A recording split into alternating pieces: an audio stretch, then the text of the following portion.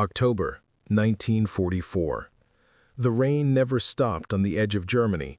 Gray clouds sagged low over a shattered countryside where every field had been mined and every road shelled into mud. Ahead lay a vast line of bunkers, pillboxes, and dragon's teeth, the Siegfried Line, Germany's last wall before the heartland. American infantry crouched in the cold muck, staring at that concrete horizon.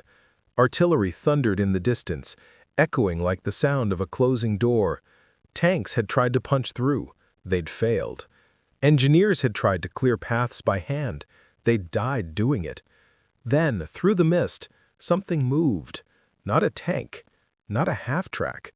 A hulking, mud-caked tractor, steel plates welded around its flanks, its blade caked with earth and shrapnel scars. It groaned forward like an iron ox, dragging the war's weight upon its shoulders. Behind it, soldiers rose, believing, for the first time, that this machine might carve a hole through the unbreakable. The story of that machine begins long before the thunder of Aachen. By the autumn of 1944, the Allied advance across Western Europe had slowed to a crawl.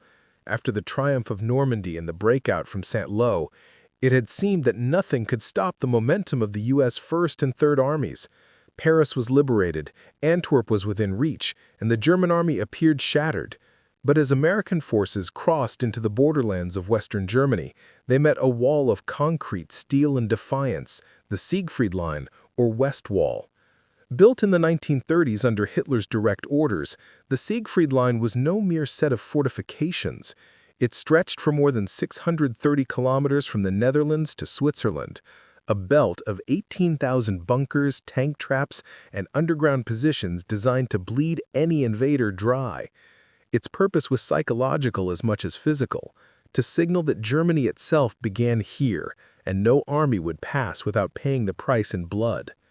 For the Americans, it was a nightmare resurrected from World War I, trenches, wire, and fortresses reborn with modern weapons. In September, the first patrols of the U.S. 1st Infantry Division approached Aachen, the ancient city once ruled by Charlemagne, and found the way barred by rows of dragon's teeth, pyramidal concrete blocks arranged like the spines of some monstrous beast. Behind them waited minefields, anti-tank guns, and the black muzzles of 88mm cannons. Tanks bogged down in mud and mine craters. Bulldozers and recovery vehicles were torn apart by artillery before they could reach the obstacles.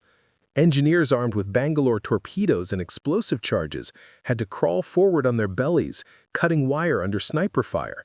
Every meter cost lives. The U.S. Army's tactical manuals had warned of this, the difficulty of assaulting prepared fortifications without overwhelming engineering support. But no manual had prepared them for the complexity of the Siegfried Line. The enemy had used the terrain itself, dense forests, steep hills, and flooded valleys as part of their defense. Even air power offered little relief. Bombs shattered the earth, but left the bunkers mostly intact, their reinforced concrete thicker than a man's height.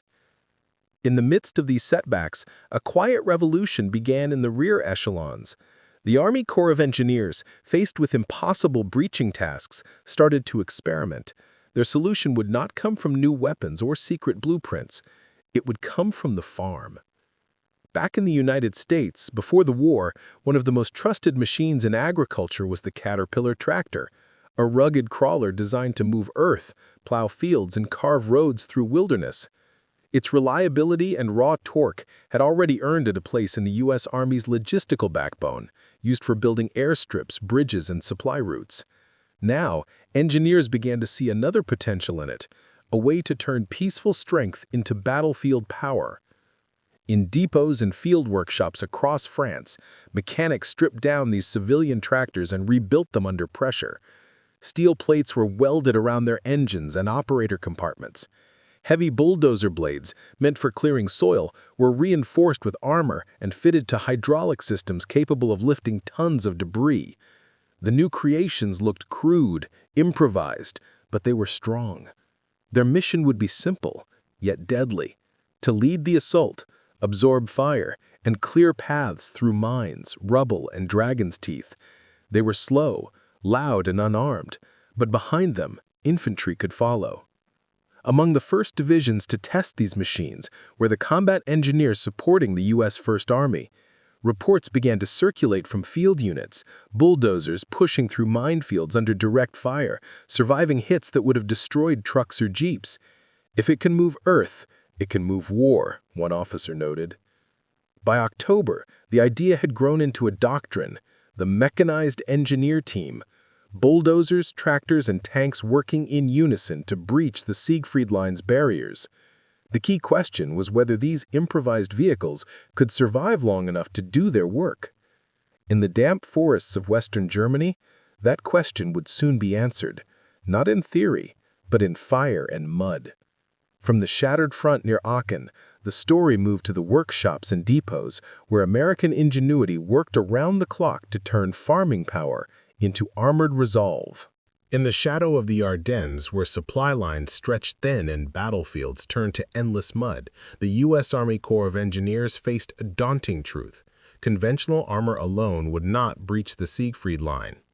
The fortifications were too dense, too deliberate. What they needed were machines that could outlast artillery fire and reshape the battlefield itself. The answer began not in a secret laboratory, but in Army engineer depots, places like Cherbourg, Liège, and hastily constructed workshops behind the front. Here, under canvas roofs and dim lanterns, soldiers turned mechanics worked through the night. They scavenged steel plates from wrecked tanks and welded them onto tractors and bulldozers. Civilian Caterpillar models, the D7 and D8, became the foundation of a new breed of battlefield machines. These were never elegant. Their armor was crude, made of overlapping sheets of boilerplate or salvaged tank hulls. The cabins were enclosed with thick glass or narrow viewing slits, giving the drivers a claustrophobic tunnel of vision. But these improvised beasts could survive where unarmored vehicles could not. They could clear paths for tanks, drag anti-tank obstacles aside, and even push through burning towns to create passages for infantry. The Army soon began to standardize what had started as field improvisation. The M1 Combat Tractor Project took shape under the Ordnance Department supervision, a conversion of the Caterpillar D7 with factory-installed armor and military-grade hydraulics. It wasn't a weapon in the traditional sense. It didn't carry guns or rockets. Its power lay in endurance. Each tractor's diesel engine roared like a heartbeat under pressure.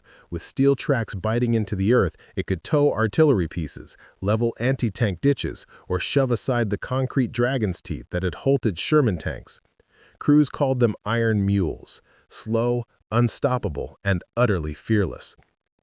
At first, commanders were skeptical.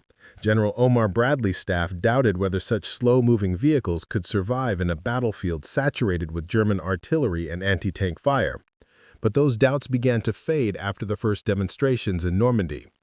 Bulldozers cleared wreckage from the bombed-out port of Cherbourg, enabling supplies to flow again within days.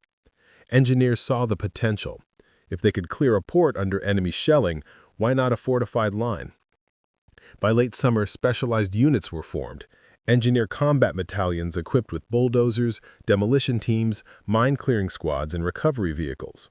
The 1219th and 300th Engineer Combat Battalions were among the first to receive armored tractors. Each unit developed its own techniques, using the blade as a shield while advancing, coordinating with flamethrower tanks, or bulldozing enemy trenches after capture. As the front approached Germany, the tractors were painted with camouflage patterns and nicknamed by their crews as Mudbuster, Goliath, and Faithful. Some units improvised additional armor from sandbags or concrete poured inside sheet metal shells.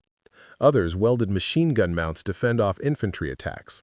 What emerged from this chaos of invention was not a single design, but a new philosophy: the engineer as a combat soldier. This shift in mindset was profound. The bulldozer was no longer just a logistical tool. It was a frontline weapon of terrain warfare. The same blades that once shaped roads and civilian life now carved corridors through enemy defenses. The transformation symbolized America's wartime adaptability, the ability to turn industrial strength into battlefield innovation almost overnight. In many ways, the armored tractor was an extension of the same spirit that produced the Higgins boat, the Sherman Kank, and the Jeep. Each began as a civilian concept refined for war. Each reflected the belief that practical engineering could overcome even the most entrenched obstacles. As production expanded in 1944, the Engineer Special Brigades along the Western Front began receiving shipments of factory-armored bulldozers. These were fitted with standardized armor kits and enclosed cabs capable of deflecting small arms fire. Their hydraulic systems were upgraded for faster blade response, critical when clearing under fire. By September, word had spread through the divisions preparing to assault Aachen. The engineers had new machines, and they could move mountains. Infantry commanders began requesting them by name. In briefings, the bulldozer became a symbol of progress, the machine that could make the impossible passable. The Siegfried Line, however, would test these creations like nothing before. Ahead lay fortified hills, mine belts, and concrete bunkers that could withstand direct tank fire.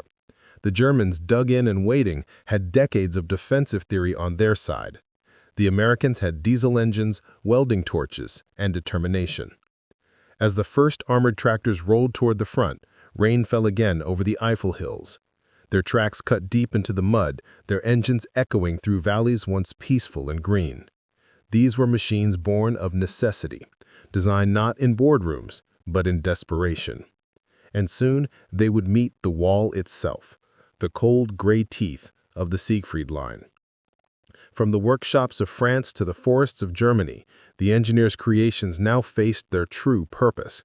The next phase would reveal not just their steel, but the human resolve behind them. The human angle. The men behind the blades. They were not tankers. They were not frontline infantry. Most had been farmers, mechanics, or construction workers before the war. Men who understood the stubbornness of machines and the patience required to master them.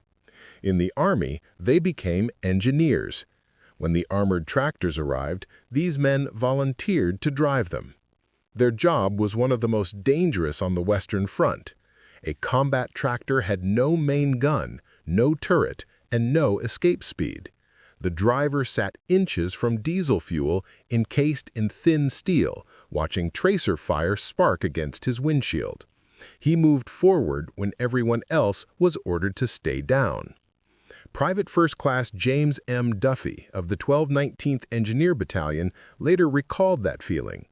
You could feel every bullet hit the plates. It was like rain, except every drop wanted to kill you. Each mission followed a rhythm. A low, grinding crawl through smoke and shattered trees. Infantry crouched behind the moving blade for cover. If the driver stopped, the attack stopped. If he advanced, others lived.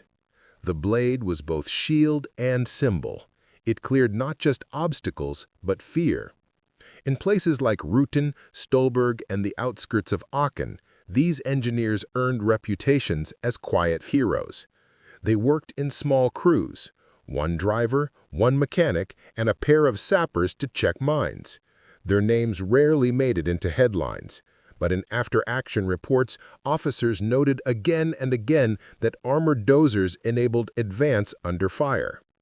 At night, when the engines cooled, they patched their armor with scrap metal or scavenged parts from destroyed tanks. In the morning, they climbed back in, knowing their machine would draw every gun within range. They didn't boast about bravery. They called it just getting the job done. But the truth was, they were often the first into hell and the last to leave. The bulldozer, once a tool of peace, had found men who matched its endurance. The tactical angle. Changing the assault doctrine. Before 1944, U.S. battle plans treated engineering vehicles as logistical assets, road builders and bridge layers that followed the combat units. But at the Siegfried Line, this doctrine collapsed. Mines, tank traps, and craters halted tanks within minutes. Infantry pinned down by machine guns could not move. The front demanded a new sequence. Engineers first, armor second, infantry last. The armored tractor became the spearhead of that reimagined assault. It was slow, rarely exceeding 5 miles per hour, but it could advance through terrain that would cripple lighter vehicles. Engineers developed tactics around its capabilities. The blade team moved with covering fire from machine gun squads. Infantry followed closely behind, using the dozer's armored body as mobile cover. When the tractor reached the obstacles, it lowered its blade and began clearing, sometimes shoving aside anti-tank traps, sometimes pushing rubble to fill craters or cover mines. Every maneuver was coordinated by radio between engineers, infantry, and tank commanders. In an era before precision munitions, coordination meant survival. Miscommunication could bring friendly artillery down on their own advance. But when it worked, the result was astonishing. In one documented assault near Scholven, engineers breached a fortified anti-tank ditch in under 20 minutes, a task that had once taken hours of manual labor under fire. Infantry poured through, seizing bunkers before German reserves could respond. Reports described the armored dozer as a moving fortress of utility, able to reshape the battlefield faster than defenders could adapt. The U.S. Army quickly learned to combine these tractors with other specialized units, flamethrower tanks, mine-clearing teams, and demolition squads. Together, they formed the new Assault Engineer Group. It was a concept that would later evolve into modern combat engineer doctrine, but it began here, in the mud and smoke of Germany's borderlands. The presence of an armored tractor on the battlefield changed the psychology of both sides. For the Americans, it represented momentum, the visible force that no bunker could hold forever. For the Germans, it was unnerving. A tank could be destroyed. A bulldozer that kept coming, unarmed yet unstoppable, was something entirely different. The technological angle, from farm steel to battlefield armor. The Caterpillar D7 and D8 models had already proven their worth in the Pacific, where they built airstrips on coral islands. But in Europe, the challenge was different. Armor, not endurance. Field armorers began experimenting with boilerplate steel, salvaged tank skirts, and even railroad track sections as improvised plating. Some designs used spaced armor, creating air gaps that could deflect small arms fire. Later, factory conversions used hardened steel sheets designed to stop 7.92mm rounds, enough to survive the most common German weapons. Hydraulic systems were crucial. Early bulldozers used cable-operated blades. Under battlefield stress, cables snapped. Hydraulic controls gave smoother, faster blade movement, allowing drivers to lift debris or lower the blade instantly when under fire. This became the signature advantage of the M1 armored bulldozer, a combination of raw power and responsive control. Engineers also modified tracks for traction on soft, shell-torn soil. The tractors carried spare parts on external racks, fuel tanks armored against shrapnel, and exhaust systems rerouted to minimize heat signatures. Each change came from necessity, tested in real combat. What emerged by late 1944 was a hybrid, part civilian horsepower, part armored survivor. Its silhouette was squat, its sound unmistakable, a slow, relentless growl of pistons. Soldiers joked that you could hear freedom coming when an armored bulldozer advanced through the night. The transformation of a farm machine into a combat vehicle captured the essence of wartime ingenuity. America's industrial power was not just in mass production, it was in adaptation. A tractor that once plowed Iowa fields now plowed through Hitler's fortifications. By the time the Allies reached the Siegfried Line, these machines had evolved beyond prototypes. They had become symbols of American persistence, born not from theory, but from the practical hands of engineers who refused to stop building, even under fire. As the first armored tractors lined up before Aachen, the men who drove them tightened their gloves and adjusted their helmets. Ahead lay the test of everything they had built, a battle where metal, mud, and willpower would collide. And in that collision, they would discover how far the reach of human invention could go. The enemy angle. Fear of the unstoppable. From the German side of the Siegfried Line, the appearance of these strange American machines was both confusing and terrifying. German soldiers were used to facing tanks. They knew how to engage them, where to aim, and what to expect. But these new beasts didn't fight back. They didn't fire guns or maneuver like armor. They simply kept coming. Reports from German infantry units along the Aachen front described armored plows that ignored small arms fire and shells that exploded harmlessly against their blades. A corporal from the 12th Volksgrenadier Division wrote in his diary, "They move as if blind and deaf, through wire, through smoke, through the dead. Nothing stops them." At first, German anti-tank gunners mistook them for modified Shermans. When the machines did not return fire, some held fire, saving precious shells for actual tanks. Others unleashed full salvos, but even when hit, the bulldozers often continued their slow advance. Their slow advance unnerved defenders who could not understand why an unarmed vehicle refused to stop. Psychologically, these tractors broke more than defenses. They broke certainty. In the mindset of the German army, war was a contest of weapons and will, not of tools. Facing a machine born from agriculture, a device meant for peace, twisted that logic. Propaganda officers initially dismissed reports as exaggerations, but by late 1944, the Wehrmacht briefings specifically warned of gepanzerten Räumfahrzeuge, armored clearing vehicles. Commanders were instructed to target their drivers and engines directly, a near impossible task under American covering fire. In effect, the bulldozers forced the Germans to divert weapons and manpower from more vital defenses. The enemy's psychological advantage, the illusion of impenetrability, began to crumble. Each breach in the dragon's teeth wasn't just a tactical success, it was a visible proof that even the Reich's strongest line could be undone by something as humble as a tractor. The Germans had spent years building the Siegfried Line. The Americans were dismantling it, one bladeful at a time. The leadership angle. Vision from the top. Behind the engineers' ingenuity stood a chain of commanders who understood the power of practicality. Among them, General Dwight I. Eisenhower and General Omar Bradley played pivotal roles. Both had risen through the ranks not as flamboyant warriors, but as organizers, men who valued logistics, coordination, and the unseen power of engineering.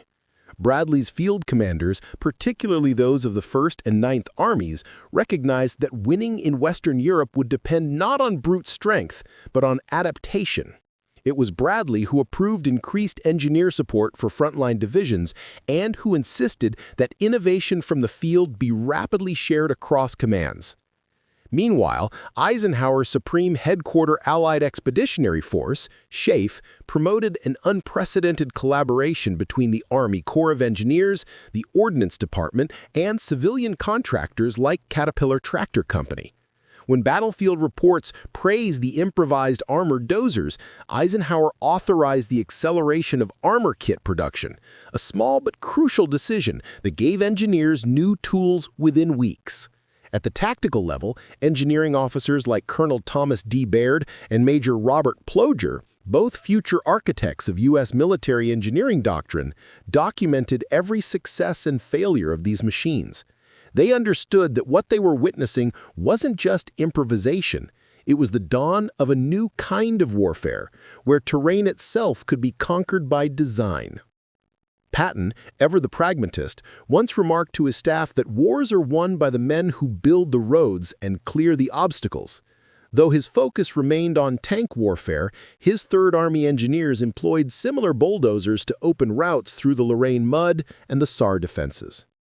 Leadership, in this case, meant not the glory of command, but the humility to listen, to allow mechanics, welders, and sappers to solve problems their superiors hadn't foreseen. The armored tractor existed because the U.S. command structure fostered creativity rather than crushed it. It was a triumph of faith in the ingenuity of the common soldier, the belief that ideas born in the field could be as decisive as strategies born in headquarters. The moral angle, from harvest to liberation. There is a strange poetry in the transformation of a farm tractor into a weapon of war. The same machine that once tilled fields for food now carved paths for freedom. Its steel was the same, but its purpose had changed, from cultivating life to preserving it under fire. To many American soldiers, especially those who had grown up in the rural Midwest or South, the sight of a Caterpillar tractor on the battlefield was almost personal.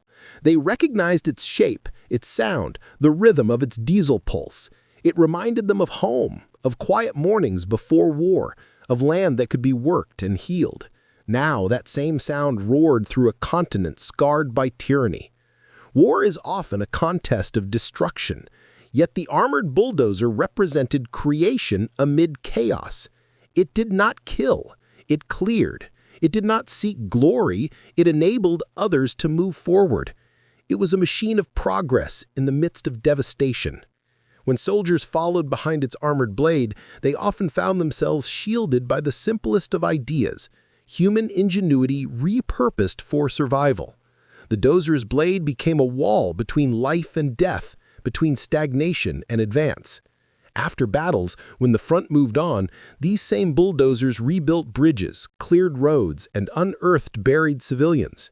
They were the first machines to move through liberated towns, pushing aside wreckage and revealing streets once hidden under rubble. In that sense, the moral dimension of the armored tractor was profound. It embodied the duality of technology, how the tools of peace can be reshaped by necessity into the instruments of liberation. It was a symbol not of conquest, but of persistence, of man's ability to turn even the most mundane invention into a force for liberation. By the winter of 1944, the bulldozer had become more than a machine. It was an emblem of the Allied spirit, slow, relentless, and determined to push through whatever stood in the path to victory. The stage was now set for the test of that spirit, as these armored tractors rolled towards the greatest obstacle of all, the heart of the Siegfried Line itself. Aachen, Germany, September 19, 1944. The rain had turned the hills into rivers of mud, and the smell of cordite hung over the front lines like smoke from an endless fire. The city of Aachen, once the imperial seat of Charlemagne, now lay in ruins, a maze of collapsed buildings, barbed wire, and broken souls. For the men of the U.S. First Army, this was not just another town. Aachen was the first German city to be assaulted by Allied forces and the gate to the Siegfried Line. The battle began with artillery that shook the ground for miles. Then came the tanks, Shermans and Churchills grinding forward, their treads slashing through the mud. But within minutes the offensive faltered. The line held. Rows of concrete dragon's teeth stopped the armor cold. Anti-tank ditches swallowed vehicles whole. Every hill bristled with German 88s and machine guns hidden in camouflaged bunkers. Engineers moved forward, crawling through smoke and mud to assess the obstacles. They reported what everyone feared. There was no way through without heavy equipment. Infantry lay pinned down. Artillery support was scattered, and the enemy's fire never ceased. Every approach seemed suicidal. Then, amid the chaos, came the growl of diesel engines. The armored tractors had arrived. The first wave belonged to the 300th Engineer Combat Battalion, operating alongside the 1st Infantry Division, the Big Red One. Their mission?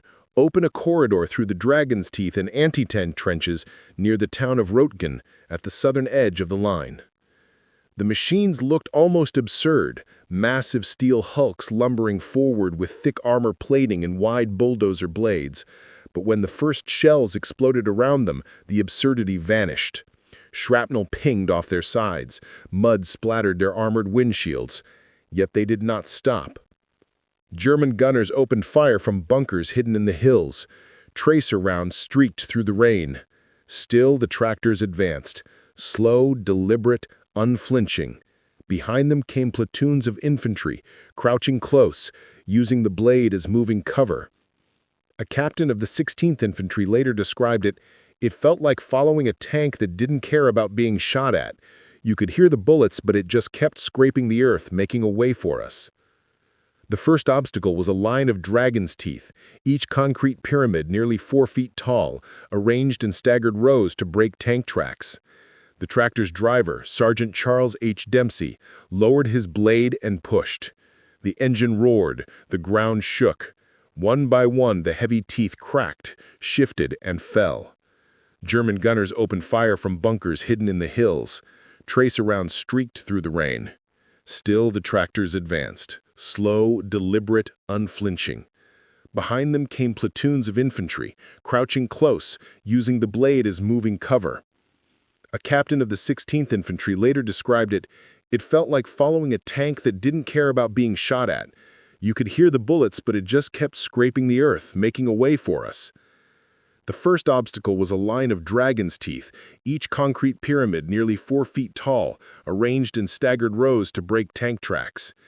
The driver, Sergeant Charles H. Dempsey, lowered his blade and pushed.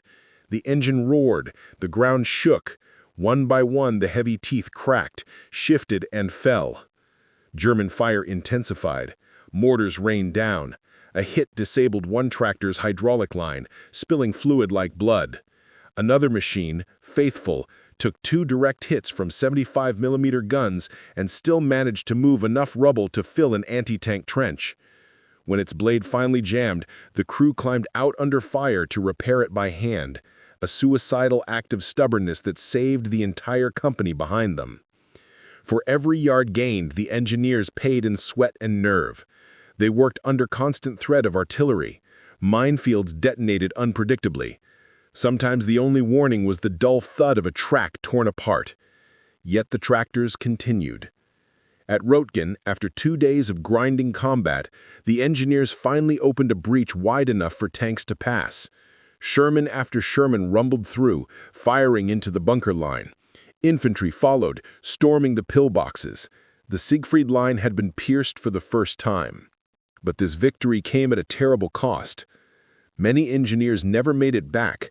The unarmed tractors were magnets for German fire, targets that drew attention so others could move. When one driver was killed, another climbed in to take his place. The machines kept moving because men refused to let them stop.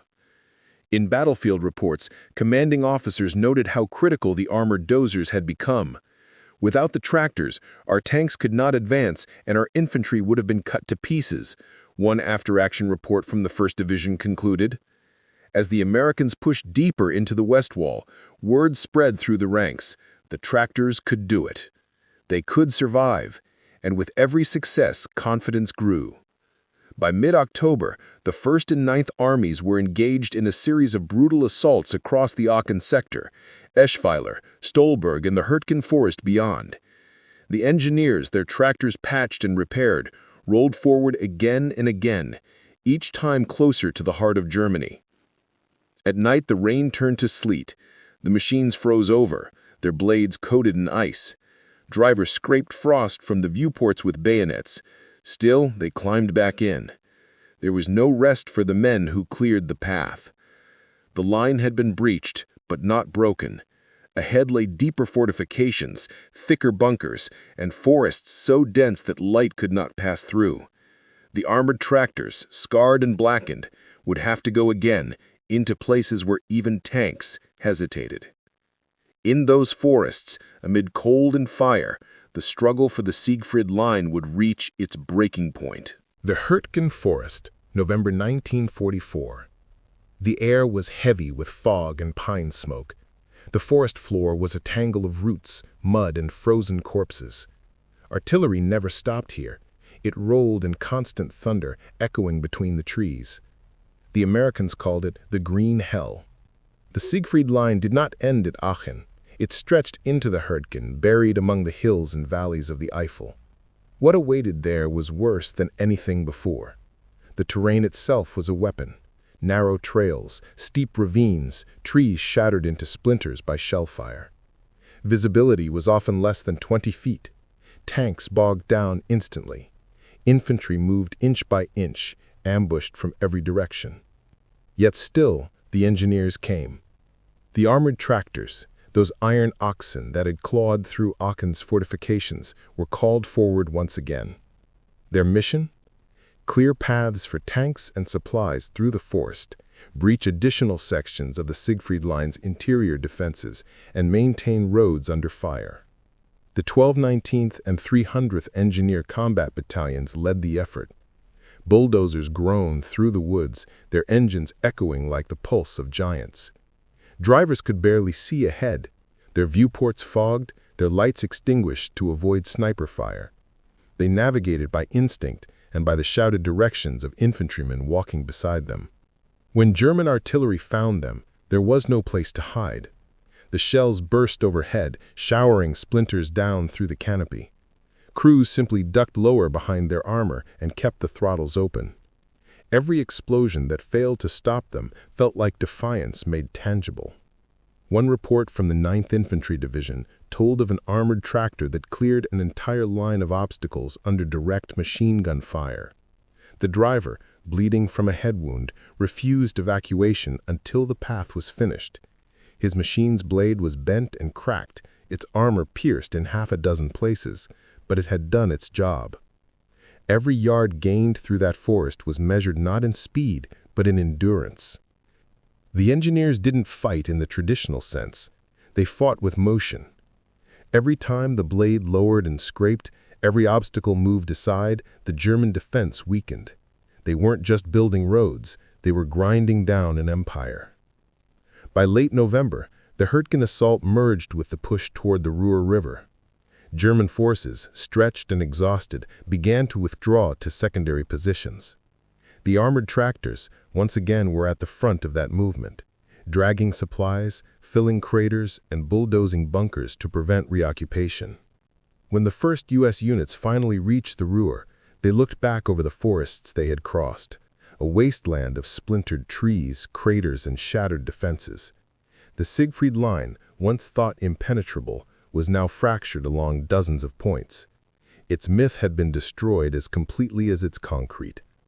But the final act of this mechanical endurance was yet to come. In December 1944, as snow blanketed the Western Front, the Germans launched their last great counteroffensive, the Battle of the Bulge. The sudden assault threw the Allies into chaos. Bridges were blown, roads destroyed, and supply lines severed by snow and artillery. Once again, the engineers and their tractors became indispensable. While tanks and infantry fought to hold the line, the armored bulldozers dug in defensive positions, reopened frozen roads, and cleared paths for reinforcements. They worked through blizzards and bombardments, often without rest or shelter. In the Ardennes, one bulldozer crew labored 48 hours straight to reopen a vital supply route. When they finished, the driver's gloves were frozen to the controls. The enemy might have believed that winter would paralyze the Americans, but they had not accounted for the machines that never stopped moving. When the tide turned and the Allies began their counterattack in January 1945, those same tractors led the advance once more. They rolled through Belgium and Luxembourg, through the remains of the Siegfried Line and into the open plains of Western Germany. By March, the bulldozers were clearing paths for bridges across the Rhine. Engineers watched their blades dip into the water's edge, a symbolic moment marking the end of Germany's last defensive frontier. The tractor, once a tool of peace, had now carried the war from the beaches of Normandy to the banks of the Rhine. Behind every victory lay their work, unseen, unglamorous, but essential. Without them, tanks could not move, roads could not hold, and cities could not be taken. When Aachen finally fell in late October and the Siegfried Line began to crumble, reporters asked what had made the difference. Infantry officers gave many answers: bravery, artillery, air power, but one colonel summed it up with quiet clarity. It wasn't fire that broke the West Wall. It was steel, American steel, pushed by men who refused to stop. By the spring of 1945, as Allied troops marched into Cologne and the Ruhr collapsed, the Siegfried Line was no longer a fortress. It was a scar. And along that scar, you could trace the tracks of the tractors that had ground their way through history.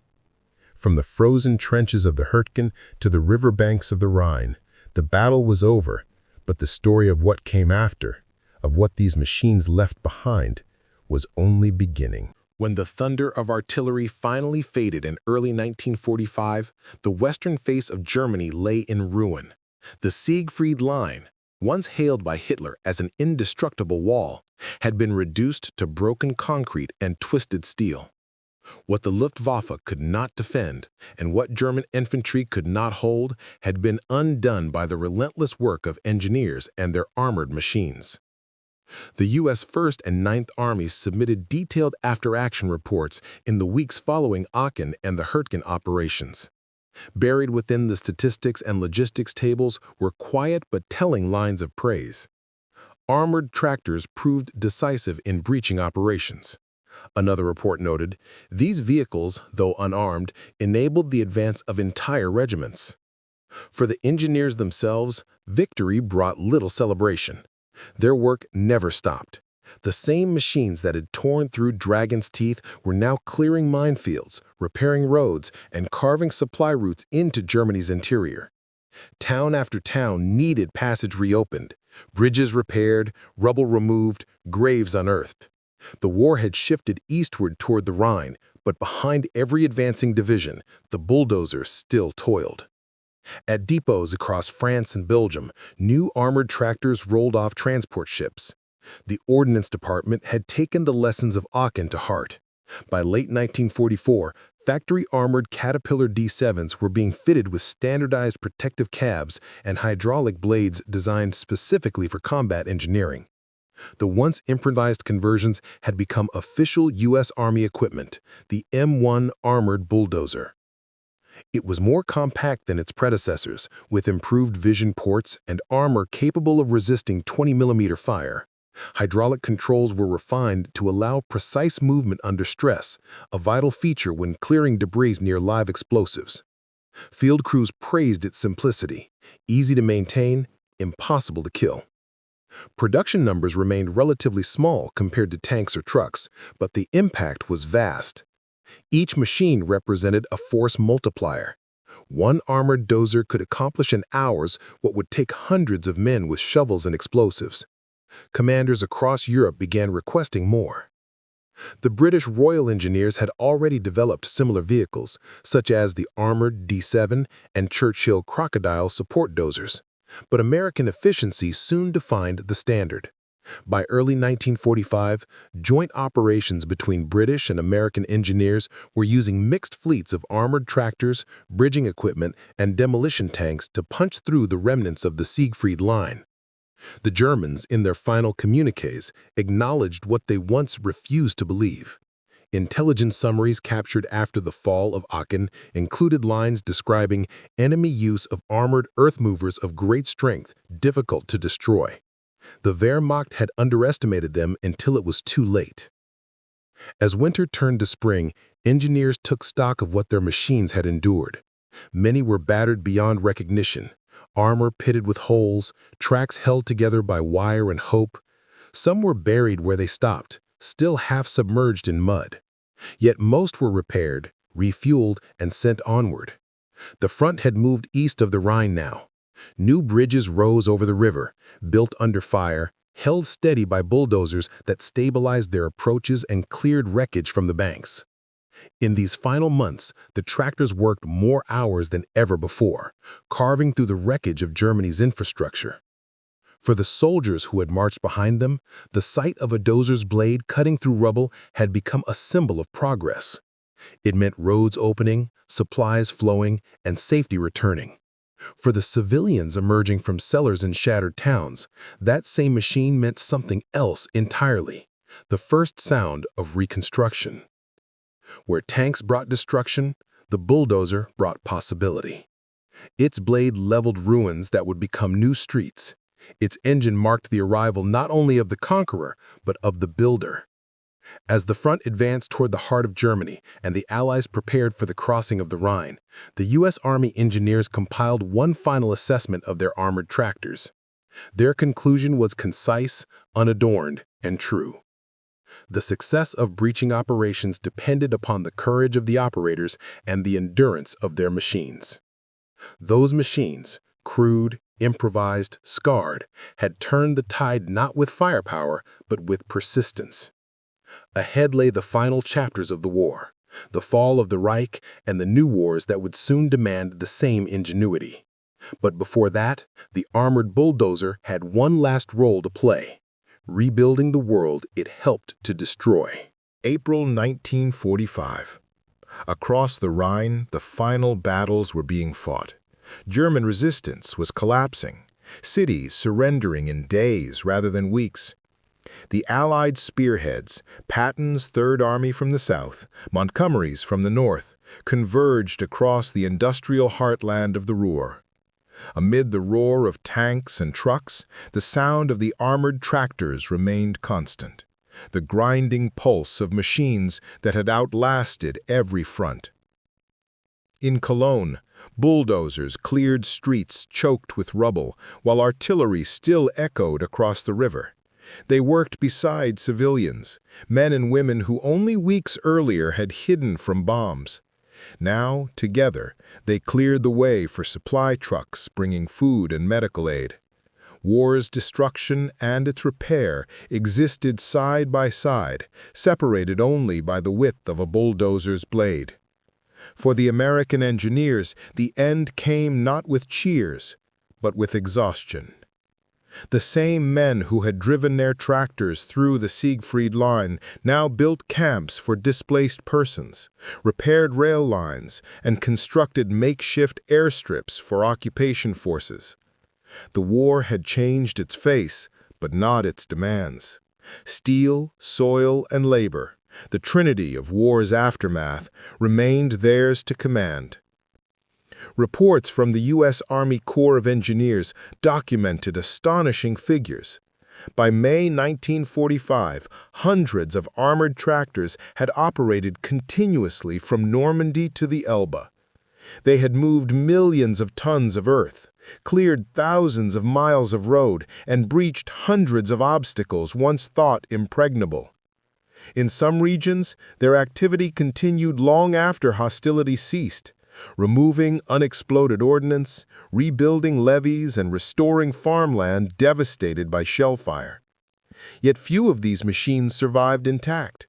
Many were left behind, too damaged to repair or too costly to ship home. Some were cannibalized for parts. Others were handed over to Allied governments for reconstruction. A handful, however, were shipped back to the United States, their armor pitted, their frames scarred, their history welded into their steel. Those that did return found a second life. Civil engineers purchased surplus bulldozers for dam and highway projects. On American construction sites, the same machines that had torn open the Siegfried Line now carved the foundations of the post-war nation. The veterans who recognized them felt a quiet pride, knowing that the tools of destruction had become the tools of rebuilding. In the broader context of military engineering, the lessons were profound. The success of the armored tractors transformed how armies viewed mobility and breaching operations. The U.S. Army Corps of Engineers incorporated their wartime experience into doctrine, emphasizing the union of protection, power, and versatility. Within a few years, this would evolve into the fully realized combat engineering vehicle, the direct ancestor of the bulldozers that would serve in Korea, Vietnam, Iraq, and beyond. The concept was timeless. Wherever soldiers would face obstacles, the machine that broke the Siegfried Line would be reborn. For Germany, the sight of American bulldozers leveling the remnants of the Westwall had a symbolic weight. Hitler's impenetrable wall, built at enormous cost and used for propaganda for years, now disappeared beneath the same earth from which it had risen. The concrete blocks, once meant to halt invasion, were ground down for gravel, used in rebuilding the very towns they had once protected. In this quiet dismantling lay a moral reversal. The weapons of defense became materials of renewal. The instruments of conquest became instruments of peace. When the war ended on May 8, 1945, Europe stood on the edge of a new age, one defined not by fortresses, but by reconstruction. Engineers, both military and civilian, led that transformation. Their machines built roads where there had been trenches, bridges where there had been craters, and hope where there had been ruin. The story of the armored tractor faded into the background, overshadowed by tanks, generals, and battles. Yet for those who had seen it work, who had crouched behind its blade or driven it through fire, it remained unforgettable. They knew what it had done. They knew that sometimes the most decisive weapon in war is not the one that kills, but the one that endures. As spring turned to summer and the last bulldozers rested silent in fields of broken concrete, one truth lingered. The Siegfried Line had not fallen to bombs or artillery alone. It had fallen to the persistence of men and the unyielding strength of a machine built for the soil. And in that silence, as the war's dust began to settle, history shifted from destruction to creation, from war to rebuilding, on the steady tracks of a machine that had once been a tractor. War, at its heart, is a contest of endurance, of will, of innovation, and of what men can make from what they have. The story of the armored tractor is not one of glory, but of transformation. A humble machine, born for fields and harvests, became an instrument of liberation. It carried no gun, sought no fame, and yet it changed the course of a campaign that once seemed impossible. When historians speak of the Siegfried Line, they often recall the battles, Aachen, Hürtgen, the Rhine crossings. But behind those victories lay a quieter revolution, the moment when engineers looked at a farm tractor and saw a weapon, not a weapon of destruction, but of progress. The armored bulldozer embodied a uniquely American idea, that ingenuity could overcome any obstacle, that even in war, practicality was mightier than grandeur. It was not built to kill, but to move forward. Its purpose was to clear, to create, to make a way where none existed. Each time a tractor's blade lowered into the earth, it carried more than just steel and diesel. It carried determination. The men who drove them, often unarmed, always exposed, fought not through firepower, but through persistence. They proved that courage is not only measured by how one faces the enemy, but how one endures under the weight of impossible work. Long after the guns fell silent, their legacy continued. The same engineering principles forged in the mud of Aachen would shape the machines that rebuilt Europe, paved highways across continents, and helped feed the world again. The bulldozer, once a tool of war, became a symbol of renewal. And so, when we look back upon the wreckage of the Siegfried Line, we see more than a broken wall. We see the triumph of invention over ideology.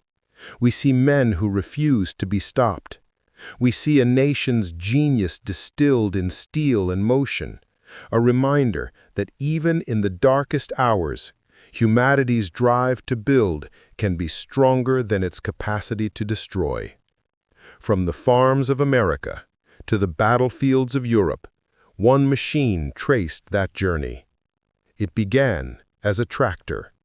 It ended as a legend.